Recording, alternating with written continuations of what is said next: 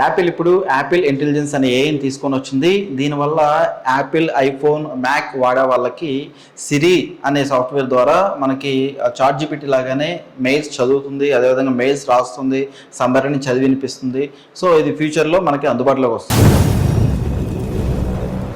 So open ఏఏ company వాళ్ళు chat జీపీటీని తీసుకొచ్చిన విషయం మీ అందరికీ తెలిసిందే. అయితే విషయం ఏంటంటే ఇందులో ఇప్పటి వరకు కూడా బేసిక్ వర్షన్లో మీరు ఏదైనా చాట్ జీపీటీని అడిగితే కనుక సమాధానం చెప్పేది, అయితే మన విషయాలు గుర్తుంచుకునేది కాదు. కానీ ఇప్పుడు వచ్చేటువంటి చాట్ జీపీటీ అప్గ్రేడెడ్ వర్షన్లో మీరు డైరెక్ట్గా చాట్ జీపీటీకి మీ హస్బెండ్ నేమ్ కానీ, మీ వైఫ్ పేరు కానీ, మీ పిల్లల పేర్లు కానీ, లేదా మీరు ఏదైనా గుర్తు పెట్టుకోవాలి నా చాట్ జీపీటీ అని అనుకుంటే కనుక అటువంటి విషయాలు మీరు చెప్పినా భవిష్యత్తులో ఆ విషయాలను మీకు వెల్లడిస్తుంది.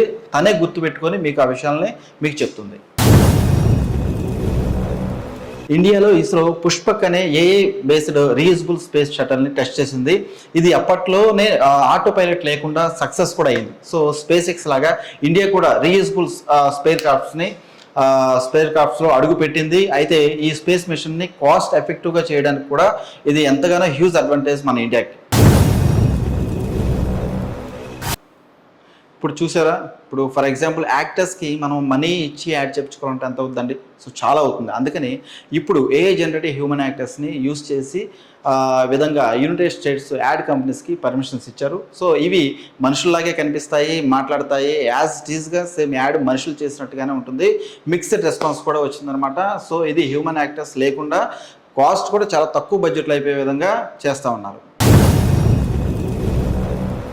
టెస్లా రోబో ట్యాక్సీని తీసుకొస్తా ఉన్నారు. ఆగస్టు 8, 2020 తర్వాత తీసుకొస్తా ఉన్నారు. అవును, ఎలాన్ మస్క్ ఇది ఖచ్చితంగా కన్ఫర్మ్ కూడా చేస్తారు. టెస్లా రోబోటిక్స్ని ఆగస్టు 8, 2025 కల్లా లాంచ్ చేస్తారు అని. ఈ కార్ డ్రైవర్స్ అంటే మనుషులు లేకుండానే డైరెక్ట్గా ఊబర్, ఓలాని రీప్లేస్ చేయడానికే ఇది వస్తుందని చెప్పేసి ఎలాన్ మస్క్ చెప్పడం కూడా జరిగింది. ఇది ఎంతవరకు సక్సెస్ అయితే చూడాలి.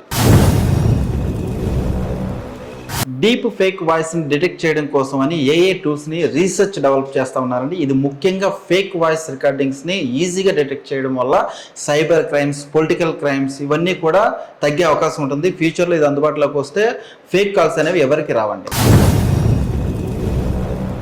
హ్యూమన్ ఏఏ పిన్ ఫెయిల్ అయింది.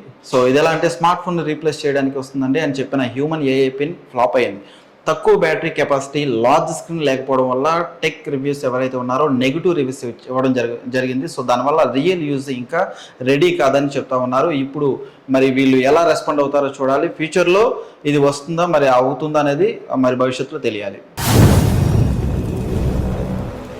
సౌదీ అరేబియా కంట్రీలో మొత్తం ఏఏఏ మొత్తం అంతా కంట్రోల్ చేస్తుందండి. నియోమ్ అనే సంస్థ $500 బిలియన్ ప్రాజెక్ట్ని తీసుకొచ్చింది.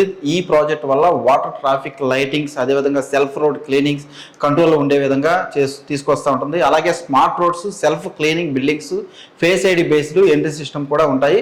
సో ఇది ఎంతవరకు ఎలా సక్సెస్ అవుతుంది అనేది చూడాలి. యాపిల్ విజన్ ప్రో హెడ్సెట్స్ని ఇప్పుడు మెడికల్ సర్జరీస్లో కూడా వాడుతూ ఉంటున్నారండి.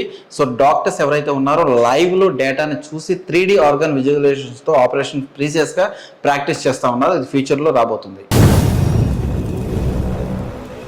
కొన్ని స్టార్టప్ కంపెనీస్ ఇప్పుడు న్యూరాలింక్తో కలిసి బ్రెయిన్ సిగ్నల్స్తో వీడియో గేమ్స్ని కంట్రోల్ చేయగలిగే టెస్ట్ చేస్తూ ఉన్నారు. సో మౌస్, కీబోర్డు లేకపోయినా కూడా మన థాట్స్ ఏవైతే ఉన్నాయో దాన్ని బట్టే క్యారెక్టర్స్ని మూవ్ చేయవచ్చు. ఇప్పుడు బేటా టెస్ట్ కూడా అవైలబుల్ ఉంది. 2026లో ఇప్పుడు రిలీజ్ చేస్తూ ఉన్నారు.